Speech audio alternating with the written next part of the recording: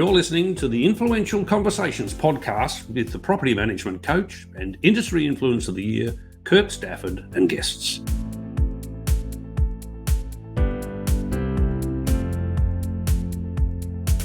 Well, hello again and welcome to yet another episode of Influential Conversations. My guest today is the adrenaline-fueled Beau Miller from Beautique Real Estate in Greater Springfield, which is just outside of Ipswich in Queensland. And I say adrenaline-fueled because I thought I was a bit of an adrenaline junkie. I like the odd fast car and I like throwing myself down snow slopes. But Beau races motorcycles. She's doing up a car to Holden Calibra to run in drifts and street racing. And she has also thrown herself off a bridge or two in her life. And trust me, I've seen the video. I wouldn't do it. Beau, thank you so much for your time. Welcome to Influential Conversations. This is, as I said a minute ago, this is the Beau Show. So tell us about you. How did you get into real estate, particularly? How did you start in property management? Oh, Kurt, thank you so much for having me. I've been listening to some of your chats and they're just amazing. So this is really amazing for you to be supporting our industry. So it's also the Kirk Show. No. I sit back. What do they say? I will ask the questions. Oh dear. So how did I get into real estate? So I suppose I went to school in Tasmania and off I toddled to what they call college. So you just went to year 10 in Tassie and then off you had to go because there wasn't enough people. You had to go to college with lots of people to be able to run year 11 and 12 and 13 if you wished. And I think I lasted to the end of the first term. I'd put myself in for all these classes thinking I was going to go off to, God knows. I think I want to be an architect, really. That was where I was headed. So I put myself in all the courses to do that. But by the end of the first term, I'd used up all my Centrelink days. That meant I would lose my Centrelink because I was too busy smoking down behind the sheds and not going to the classes. Right, okay, and you know what? I loved high school, but it was more what I loved about high school was the leadership role that I was always in. I was a prefect and junior council leader, and I was always sort of running events and doing different things. And I did so well and I was so accepted at high school to then go off to college and feel like no one liked me and I didn't know who I was. You're 15, 16 and you're just going off to this brand new school with all these new people. A couple of girls didn't come with us. A lot of people went out and got jobs at 16 and I don't know, Mum's like, you're going to have to get a job then if you're not going to get paid. So I applied for 2 traineeships and one was an old aged home and one was a real estate property management only business, which was quite rare 23 years ago. To find property management only, it was rare. And so after that interview, I remember, I don't know who I called, I think it was probably Mum, and said, I didn't get that, blew that interview.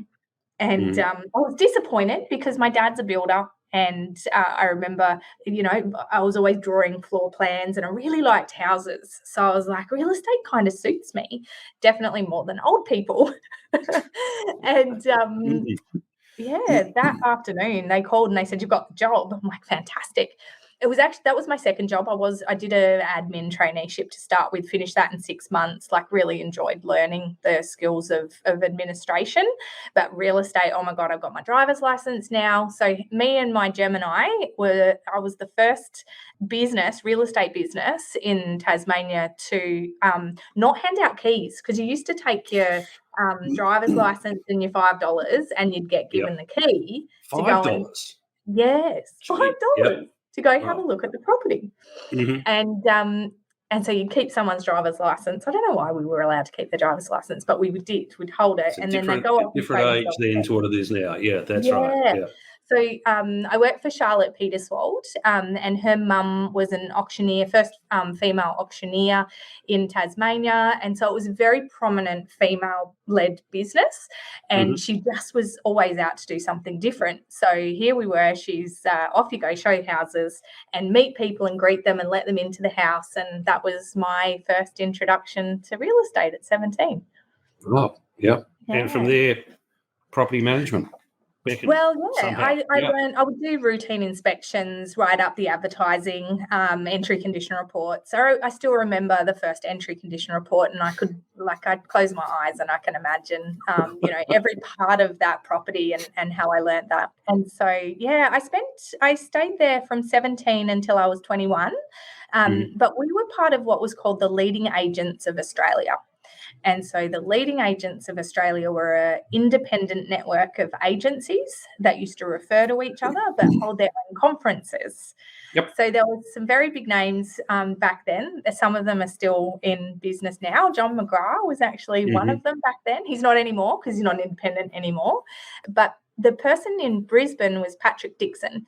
And Patrick Dixon ran his business there, and they came to Tasmania for a conference. So we would run the conference in different states, and we were hosting, and that is where I sat next to them at the dinner at the Marilla Winery it was. And I don't know, I just had this connection with these guys, and I'm like, I want to go and work at this company. I'm going to do it. So I bought my first unit when I was 19, and we had a bit of a housing boom back then. So I think I bought it for 54,000 or something and sold it for 76,000. So bam, I bought my Holden Calibra and I jumped in it and I drove to Queensland to get a job at Patrick Dixon's. Yep. Fantastic. Well done. At 21. 21. Yep. And you basically, I mean, that's when you think about it, that means that the last 20 years you've been up in Queensland. I know. I have to decide because this is the decider year. Am I a Tasmanian or am I a Queenslander? No, like with the business there and with James on the base, I think you're a Queenslander. I'm sorry. No, I think so. Yeah. And besides, you've got better racetracks up there than you would in Tassie, and the weather's better, and it's not as unpredictable for racing. 100%. Yeah, I'd have to have weather cover if I booked a track day in Tassie.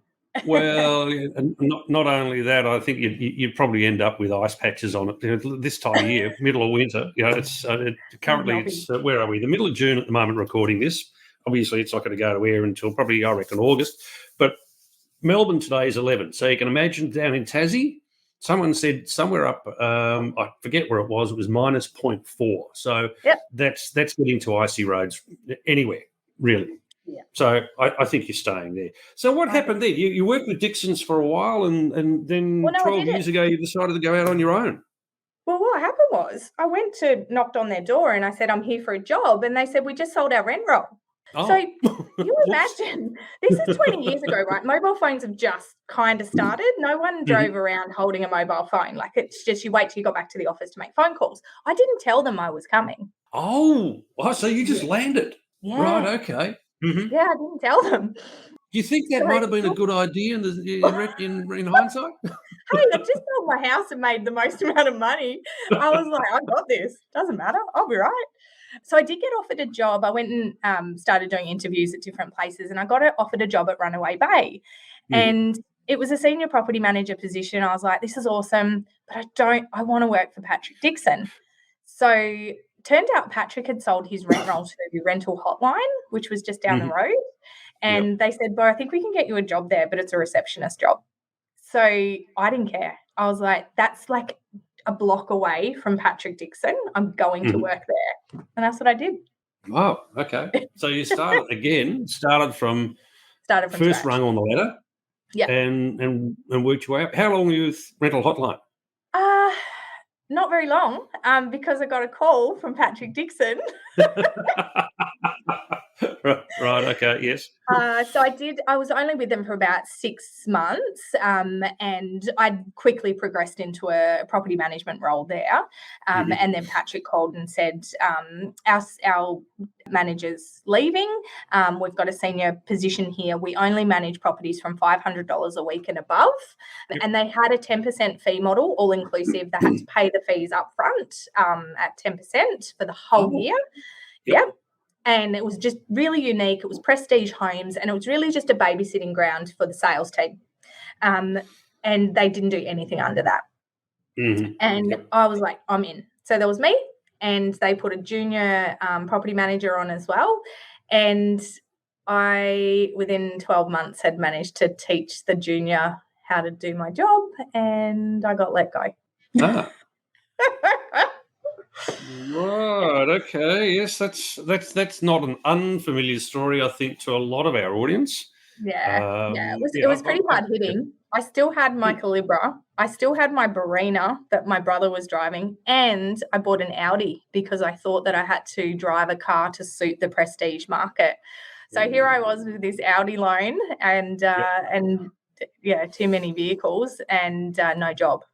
So I had to start again. Yeah. And did you start again from ground level, or did you go into another role? I was really fortunate. By this point, I was nearly 23. I was 22, nearly 23, and I got a job with Elders Corporate. So when cattle is struggling, they go out and they buy real estate agencies. So they buy back their rent rolls.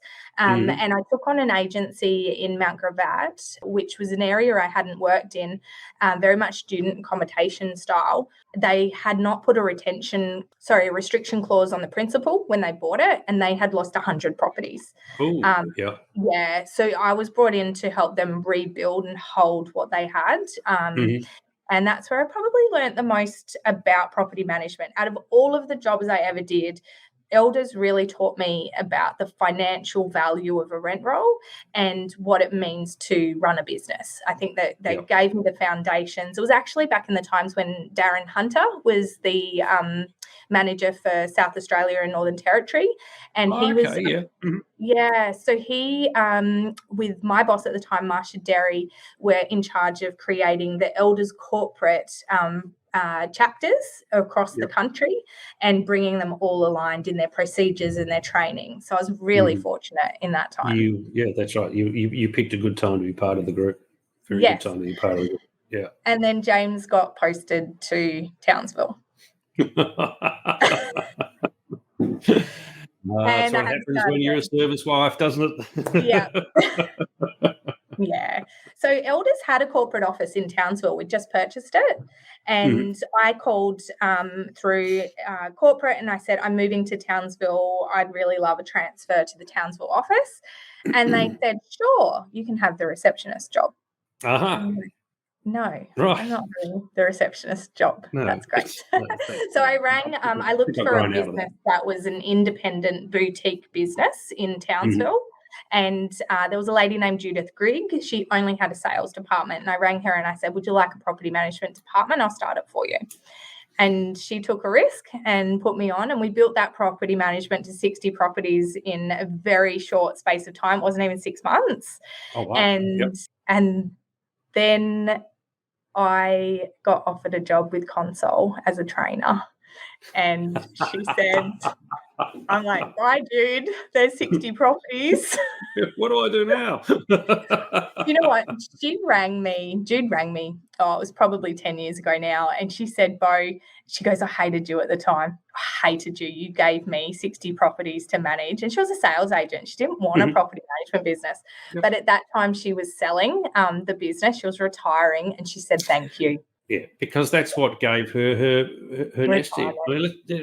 We know that. We know that the only value in an agency, or 98.9% of it, in the majority of cases, is the rent roll. And if she hadn't had that rent roll, she would have had very little to sell. I mean, the asset of a sales division is nothing. Is nothing. 25 grand sometimes they offer you. Look, maybe even that. I don't think of the offices and agencies that I've bought.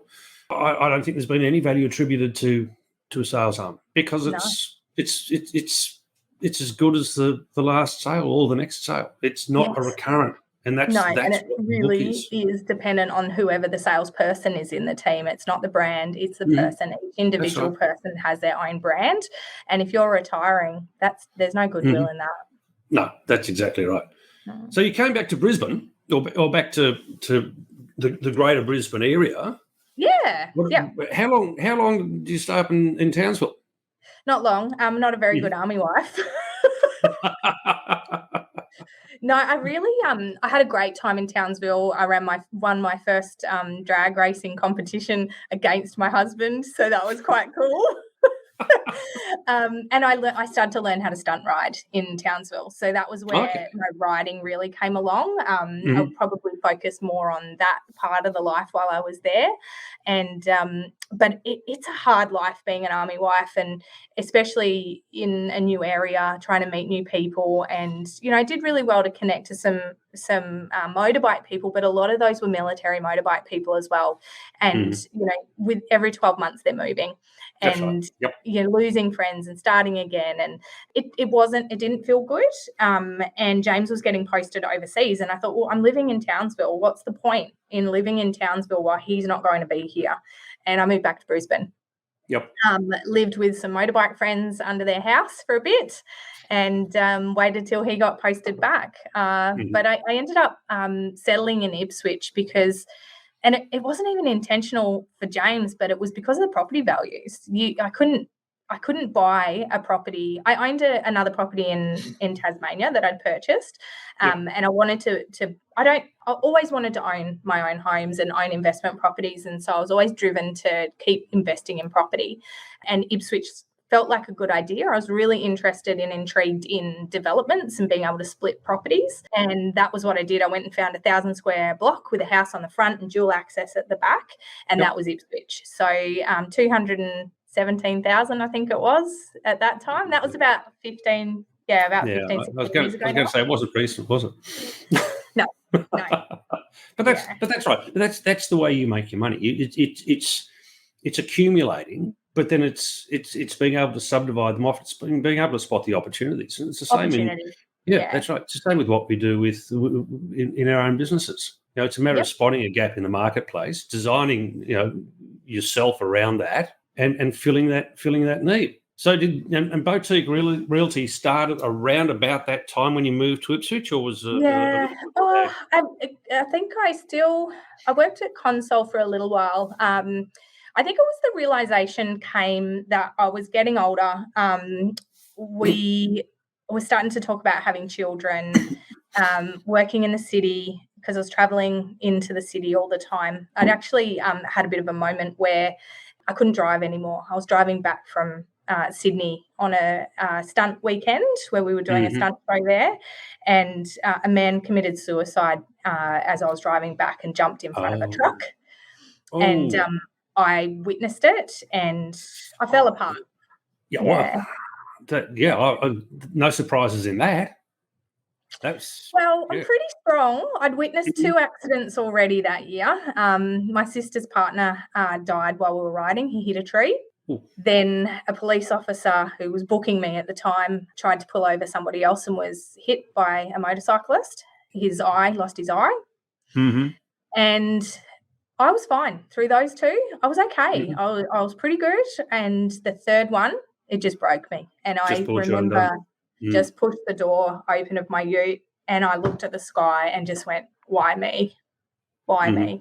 And I was just so angry, so angry. And from that point, though, the PTSD grew and developed to a point where even now I struggle to cross the road. If I see bull bars, the imagery is there of what happened in that day, and then it interlinks with the other accidents as well. So it's particularly when they're all in sort of fairly close succession of each other too. Yeah, we've all got a threshold. That's right. I was going to say there's always a compounding effect of those sorts of things. You just don't know where the threshold's going to be. Interesting though that you still stunt ride, or maybe not so much stunt ride, but you certainly race.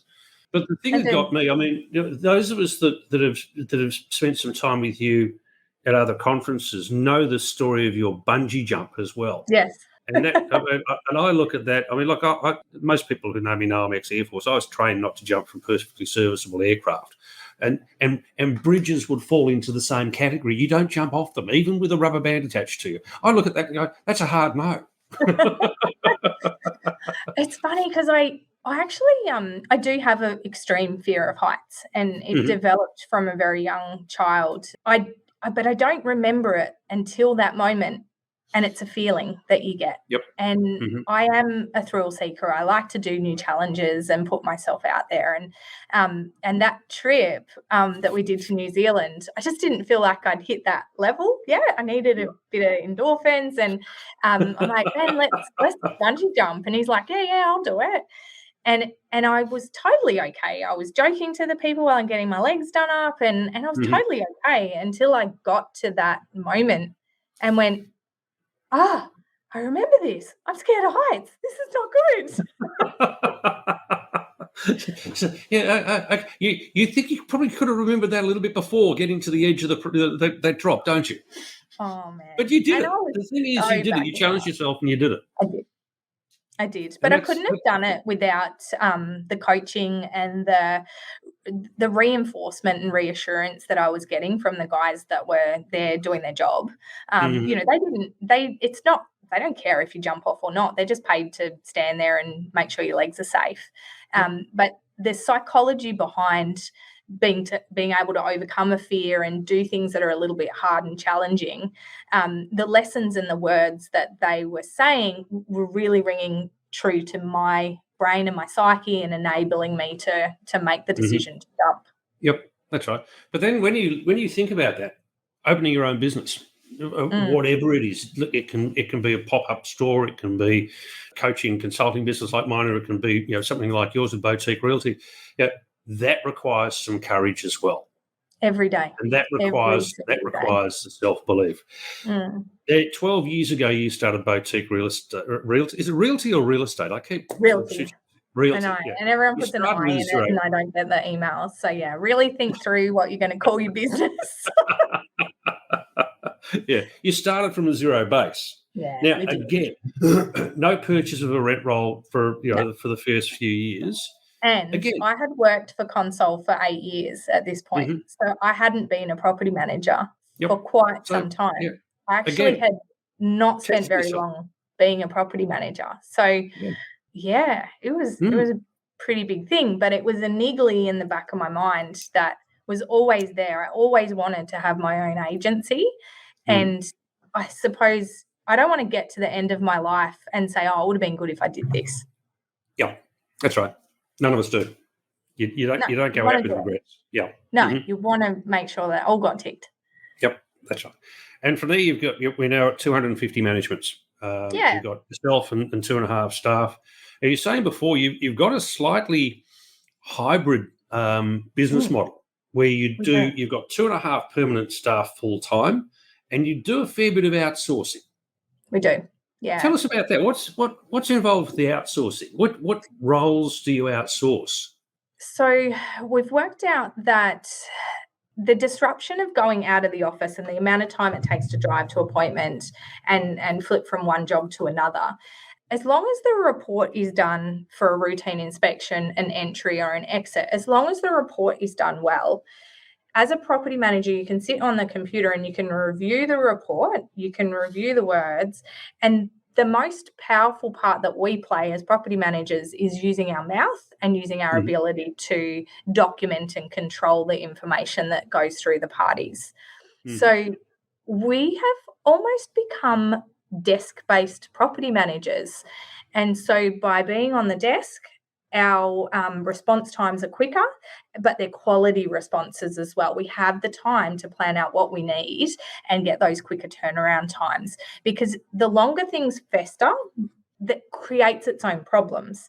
We know that if a tenant doesn't get their bond back within about 7 days, they'll have an issue. And it could be, there's so many, I won't even go into the detail. But we know that the moment that key gets given back to us, which might be that they left it at the property on the Saturday and we're not actually physically in the office until the Monday. They want their bond on the Saturday. They're not waiting to the Monday. Mm-hmm. And then if you say, well, I'm not doing your inspection until Tuesday, you're going to have to wait a little bit longer. And then there might be things that you've got to go back. You're adding this time pressure onto everything that you do.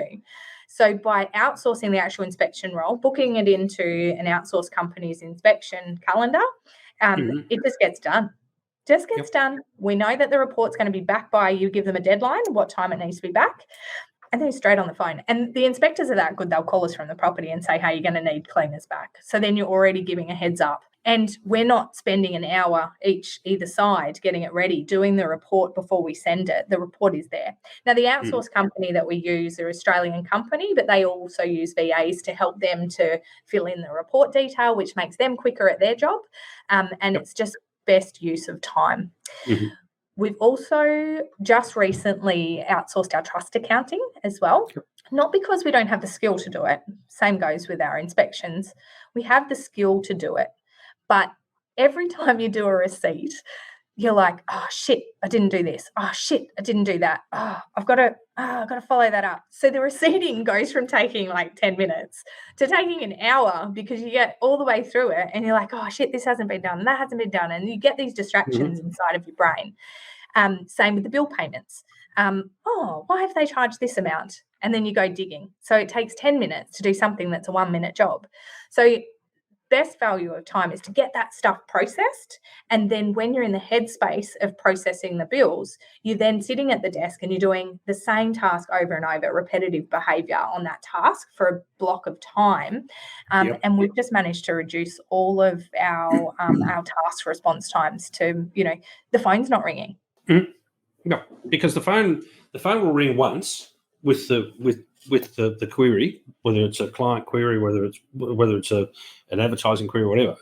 And if they don't get a response straight away, they'll ring back and ring back and ring back. Yeah. But if you're on that on the first call, well, you probably save yourself another 2 or 3 calls further down the line. So from an efficiency gain point of view, doing it the way you're doing it makes a lot of sense. And I was really scared to do that because I've promised my clients that I'm going to be the one doing their inspections. Yep. So that fear of not doing what my clients want was overcoming my decision-making ability, because I thought there was only one way of running Beautique Realty. But I've tried over and over the years, and there's not one way that's actually worked well until now. Yep. And how do you communicate to your clients, and how have they accepted that it's not you doing the inspection, that it's actually a third party? Do you know what? No one's questioned it. Oh, really? I haven't had to disclose, because as long as the inspectors take enough photos of the property, I can inspect the property through their eyes. And they're very detailed. That's what we're asking for, is a detailed inspection report. I tell you what, when we were doing the inspections, they weren't that detailed. Not even close. No, they're getting them 30 days later. Yep, and these guys are professionals at doing it, and they've just got all they're doing. Nailed down.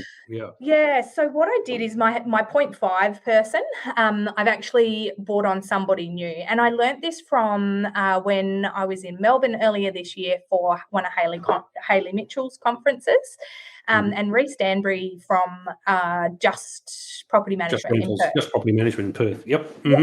So he was talking on stage, and I was listening to him, and I'm like, hey, this is what I've just started trialing. And he's been running his business this way for a long time. And, he's got a huge rent roll. And I'm like, oh, so I might be onto something. And he said in his speech, he said, mums are the best workers. They just can multitask. They get in, get it done, and they're out. I was still using the outsourced company to do all of my routines. And I thought, had somebody knock on my door, and I'd interviewed her last year, and she said, just wondering, have you got another job? And I went, oh, actually, I wouldn't mind trialing something. So we've actually trialed bringing somebody in on a task-based, just doing routine inspections now. Yep. And not overwhelming with too much to do. So make her an expert in the routine inspection process. Yep. Great. Yep. Once again, time-consuming task can be outsourced so long as you've got control of the process. Yeah, very true. Now, we're running long on time, which I actually don't mind, but I do try to keep these down a little bit. A couple of last little things that I'd like to close out on. We were talking before about your PTSD from the road crashes and what have you, and I don't look. I mean, I've been involved in a few, and I've seen a couple of pretty ugly things in other ways in my life. How did you deal with that trauma? How did you deal with the challenges that presented to you? Not well at the start. Professional help was what got me across the line. I did start the process of taking medication, but for me, my brain works at 100 mile an hour. So if you quieten that down, I don't exist anymore. So that wasn't good for me. Yeah. But visual and feeling is really big to me. So if I'm in tune with my body and my mind, I can really control how I get through each day. Positive mindset is really important. Yep. And if I'm dipping at all in that moment, having coaching, I have regular fortnightly coaching with Tanja Lee, and she really helped me to understand what my purpose is, where am I headed, who am I headed there for, and why am I doing it? And having a dream and a vision that's purpose-led is really important. I think if you just keep doing the same thing over and over without making any changes and expecting a different result, what do they say? It's the definition of insanity. Einstein's definition of insanity. Yep, exactly. Yeah, so that rings true to me all the time. And if something's not working, I won't stay in that space. I'm prepared to chop and change, maybe to the demise of people around me sometimes. But but sometimes you need to be that. You need to. So how do you keep the positive mindset on a daily basis? What practices do you have that create that environment for you? Well, doing the 30-day transform challenge from 3 years ago, was it 4 years ago? I'm losing track now. I think it was 4 years ago nearly.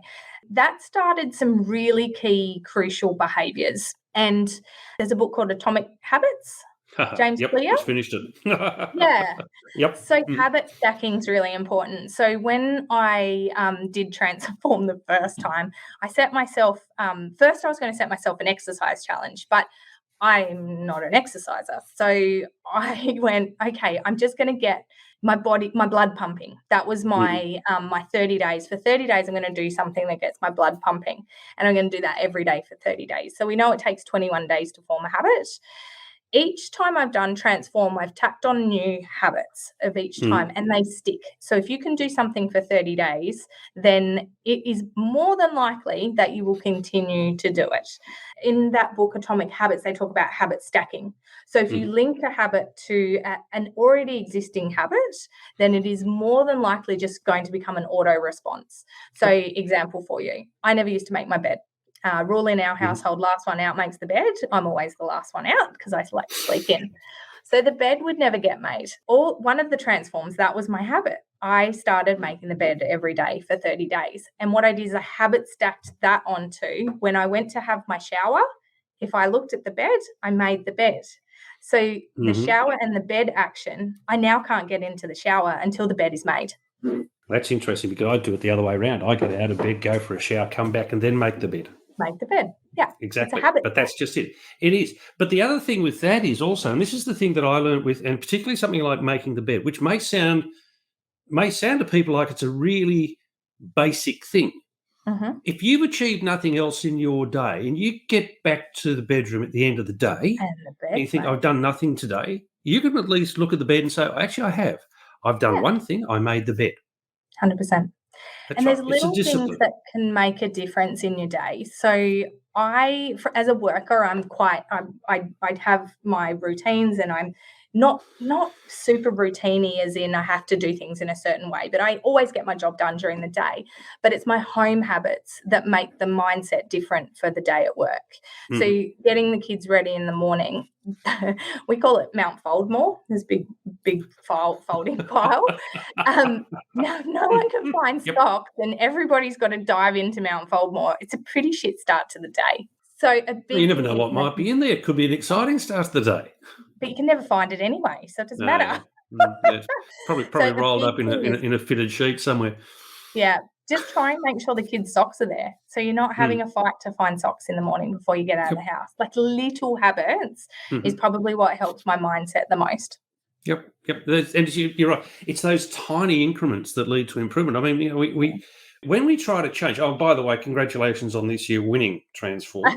Thank you. It was a bit of a shock. Yes. Was the first Transform I didn't try and win. So there you go. There's a Yeah, lesson. I wasn't going to let you get away with that, by the way. It's, but it's those tiny little habits, just 1%. I mean, I remember years ago, Kevin Sheedy, who's and I'm an Essendon football fan. Kevin Sheedy he would talk about the 1%ers, just those tiny little fragments of change in our day give us great improvement. If we improve 1% a day, within a month, we've improved 30%. Within a year, we've improved 360%, arguably. Now, obviously, you do plateau at times, but you still make those incremental changes. A little bit here, a little bit there. It just helps you keep going. And you're right. It just, when you start those habits and you start just to stack one on top of another, and one becomes the trigger or the catalyst for the next one, you develop a pattern. Patterns become routines. Routines are second nature. You don't even need to think about them anymore. Nope. It's like you said, out of bed, make the bed, have a shower. That's a routine. Yeah. So you're in automation mode already. Beau, listen, we've run over time by quite a way, but it's you did warn me. And I'm starting to do this more and more because the conversations are just so good. I really do thank you for coming on the show. I'm deeply, deeply appreciative of your time. We've probably only touched on half the stuff that we actually wanted to. Sorry, I talked too much. No. Look, I love this because these conversations go almost anywhere. So that's the beauty of it. There's just a loose framework, and the rest of it just flows. Beau Miller from Beautique Realty in Greater Springfield and Brisbane. Thank you again. Thank you. All the very, very best with the new Calibra. Which will be on the road when? When are you going to have that up and ready? Oh, I'm not going to commit to this year. Let's go 2024, hey? Okay. All right then. Okay. We'll go 2024 and we'll see the new white Calibra on the road up around Queensland. Sounds good. Between now and then, I wish you well. I will probably see you at another conference in the very, very near future. Yes, very soon.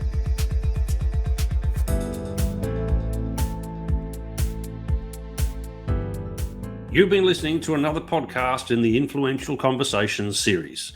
This series is proudly brought to you by Tappy, helping property managers deliver a world-class maintenance experience to their landlords and tenants and providing a total property care solution.